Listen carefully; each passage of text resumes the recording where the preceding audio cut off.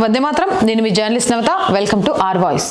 మావోయిస్టులు గిరిజన ఉద్ధరణకు లేకపోతే జరుగుతున్న అవినీతిని వ్యతిరేకత కోసం మేమంతా ఒక కొత్త ప్రపంచం సృష్టిస్తాం అని రాజ్యాంగానికి విరుద్ధంగా రాజ్యాంగాన్ని కాలరాస్తూ నక్సలిజం, మావోయిజం అనే పేరుతో అడవులతో వీళ్ళు చేసిన రక్తపాతం గురించి మీకు తెలిసిందే.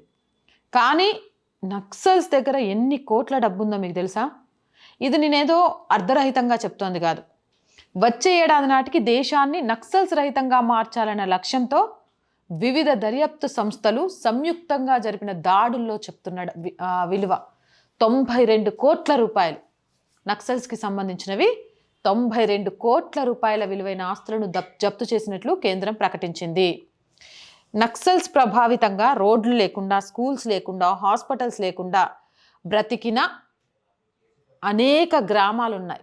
కానీ వీళ్ళు మాత్రం కోట్లు సంపాదించుకున్నారు. మొత్తం దర్యాప్తులో 92 కోట్ల రూపాయల విలువైన ఆస్తుల్ని జప్తు చేసినట్లుగా స్వయంగా కేంద్రం ప్రకటించింది. అంటే ఇంకా ఎన్ని కోట్లు ఉండొచ్చు? పేదల పక్షాన పోరాడే వీళ్ళకి ఇన్ని కోట్లు ఎక్కడి నుంచి వచ్చినట్టు? గతంలో కూడా మనం ఒకసారి చూసాం. మావోలకు సంబంధించిన కొన్ని ఆయుధాలు చైనా, పాకిస్తాన్ నుంచి కూడా వచ్చిన వాటిగా గన్స్కి సంబంధించి వచ్చింది.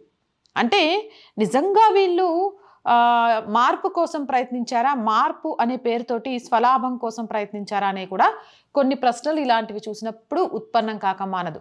ఆపరేషన్ కగర్తో మావోయిస్టుల ఆర్థిక మూలాలను కేంద్రం దెబ్బతీసింది. జాతీయ దర్యాప్తు సంస్థ NIA 40 కోట్లు, ఢిల్లీ పోలీసు అధికారులు 40 కోట్లు, ఎన్ఫోర్స్మెంట్ డైరెక్టరీ 12 కోట్ల విలువైన నక్సల్స్ ఆస్తులను జప్తు చేశాయి.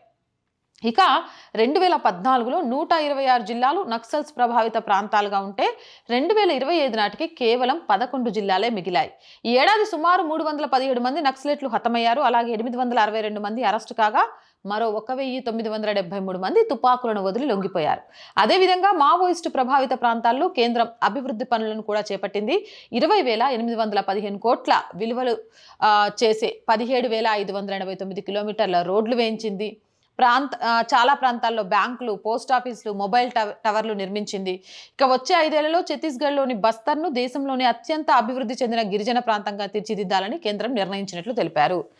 నక్సల్స్ కోట్లు కూడేసుకొని గిరిజనుల బ్రతుకుల్ని అస్తావ్యస్తంగా మారుస్తే నక్సల్స్ రహిత సమాజాన్ని నిర్మిస్తూ గిరిజన ఉద్ధరణ కోసం కేంద్ర ప్రభుత్వం కోట్లు వెచ్చిస్తుంది. ఇది నిజంగా మన రాజ్యాంగబద్ధమైన నాయకులు పరిపాలనకు, అలాగే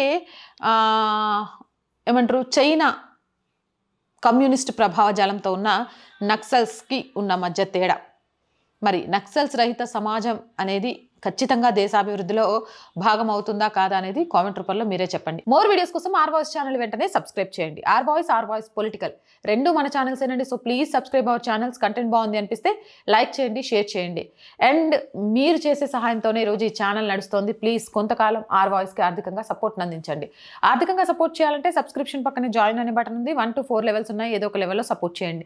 లేదా స్క్రీన్ మీద గూగుల్ పే, ఫోన్పేతో పాటు అకౌంట్ డీటెయిల్స్ ఉన్నాయి. మీకు తోచిన సహాయాన్ని అందించవచ్చు.